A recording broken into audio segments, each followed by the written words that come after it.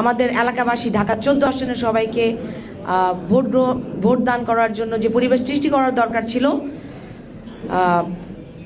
দুঃখজনকভাবে ঢাকা 14 আসনে আমরা সেটা করতে পারিনি এবং এই অসহযোগিতার জন্যই আপনাদের সামনে আসা। আমাদের সাথে আমার নেতা কর্মীরা রয়েছেন, এখানকার সাধারণ জনগণ রয়েছেন। আমাদের আজকের বিষয় হচ্ছে ত্রয়োদশ জাতীয় সংসদ নির্বাচনের প্রশাসনের অসহযোগিতা ও কারচুপি প্রসঙ্গে আমাদের আজকের অভিযোগ।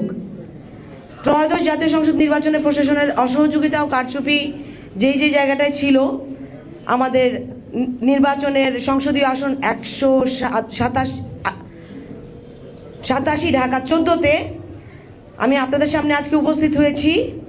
আজ বিগত দিনের গতকালকের সময়ে ঘটে যাওয়া সংগঠিত বিভিন্ন অনিয়ম, প্রশাসনের অসহযোগিতা এবং ভোটের যে কারচুপির অভিযোগ সেইটাকে তুলে ধরার জন্য। অন্তত ঢাকা 14 আসনে আমরা আশা করেছিলাম একটা অবাধ, সুষ্ঠু ও নিরপেক্ষ পরিবেশ দিতে পারবো, কিন্তু বাস্তব চিত্র ছিল এটা থেকে ভিন্ন।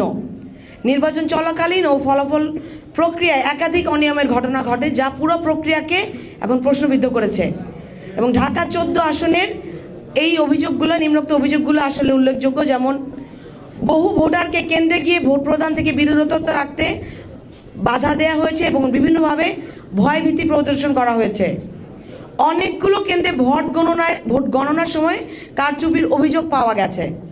পোলিং এজেন্টদের কাছ থেকে ভোট গণনার পূর্বেই ফলাফল শিটে স্বাক্ষর নেওয়া হয়েছে, যা সুস্পষ্টভাবে নির্বাচন বিধিমালার পরিপন্থী। প্রশাসনের নিরপেক্ষ ভূমিকা প্রত্যাশিত থাকলেও বাস্তবে একাংশের অসহযোগিতা ও পক্ষপাতমূলক আচরণের অভিযোগ রয়েছে।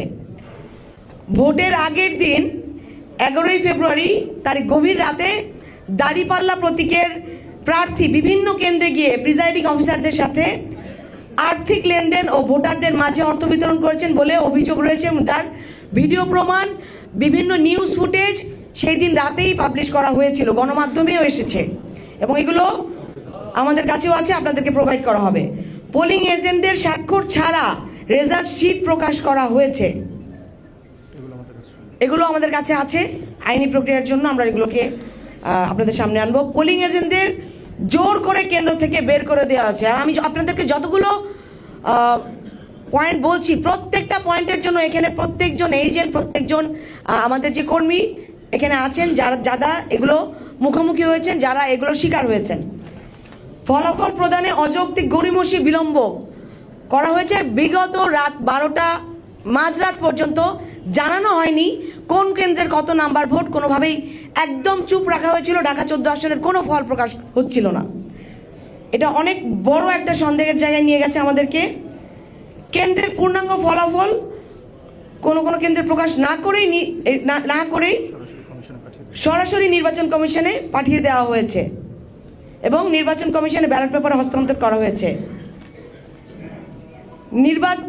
নির্বাচনের দিন সকাল থেকে, বিশেষ করে দুপুরের পর থেকে পোলিং এজেন্ট ও দায়িত্বশীলদের উপর প্রশাসনিক লোকজন দ্বারা এবং ওই যে দল তাদের লোক দ্বারা শারীরিক আক্রমণ করা হয়েছে এবং আমাদের নেতা কর্মীদের যাদের করা হয়েছে তারা আছেন এখানে, আপনারা যদি তাদের সাথে কথা বলতে চান। এসব ঘটনা শুধু একজন প্রার্থীর প্রতি নয়, বরং গণতান্ত্রিক প্রক্রিয়ার প্রতি অবিচার। এটি নির্বাচনের গ্রহণযোগ্যতা নির্ভর করে তার স্বচ্ছতা, নিরপেক্ষতা ও সঠিক গণনার উপরে, কিন্তু এখানে সেই মৌলিক নীতিগুলো লঙ্ঘিত হয়েছে। এবং আমার সাথে আমার অনেক সিনিয়র নেতৃবৃন্দ এই ক্ষেত্রে আমাদের আহত হয়েছেন এবং পোলিং এজেন্টরাও। আমাদের দাবিগুলো হলো, উল্লেখিত সকল অভিযোগের নিরপেক্ষ উচ্চ পর্যায়ে তদন্ত করতে হবে, স্থগিত করতে হবে এই আসনের সকল নির্বাচনী ঘোষণা, সংশ্লিষ্টদের বিরুদ্ধে আইনানুগ ব্যবস্থা গ্রহণ করতে হবে, প্রয়োজনে সংশ্লিষ্ট কেন্দ্রগুলোর ফলাফল বাতিল করে পুনর্নির্বাচনের ব্যবস্থা করতে হবে। উপস্থিত গণমাধ্যমের সকল প্রতিনিধিদের আহ্বান জানাচ্ছি, আপনারা বিষয়টি গুরুত্ব সহকারে জনগণের সামনে তুলে ধরবেন এবং একটি সুস্থ তদন্ত ও ন্যায় বিচার নিশ্চিত করতে সহযোগিতা করবেন। অনেক ফলাফল শিটে অনেক কেন্দ্রের বেশি কম দেখানো হয়েছে এবং আমাদের জাহানাবাদ থেকে শুরু করে, আমি আপনাদের কাছে কেন্দ্র নামগুলো দিচ্ছি না, সকল বিস্তারিত আমাদের কাছে আছে। এইটা আমরা আশা করিনি। আজকে দাঁড়িয়ে এত সুন্দর একটা পরিবেশে আমরা আমাদের নির্বাচনটা করতে চেয়েছি। জনগণ তাদের নিজেদের মত প্রকাশ করতে চেয়েছে, ভোটাধিকার প্রয়োগ করতে চেয়েছে 15 বছর পরে। শুধুমাত্র ঢাকা 14 আসনে এই ব্যাপক অনিয়ম, এই ব্যাপক দুর্নীতি আমাদেরকে প্রশ্নের মুখোমুখি করছে। আমরা এটার জন্য নির্বাচন কমিশন প্রশাসনের অবশ্যই এখনই ইমিডিয়েট পদক্ষেপ গ্রহণ করতে তাদেরকে আহ্বান জানাচ্ছি। এবং আমাদের ঢাকা 14 জনতা এটা মানবে না, এবং যতক্ষণ পর্যন্ত না এই ব্যবস্থা গ্রহণ করা হচ্ছে ততক্ষণ পর্যন্ত আমরা আমাদের দাবি জারি রাখবো।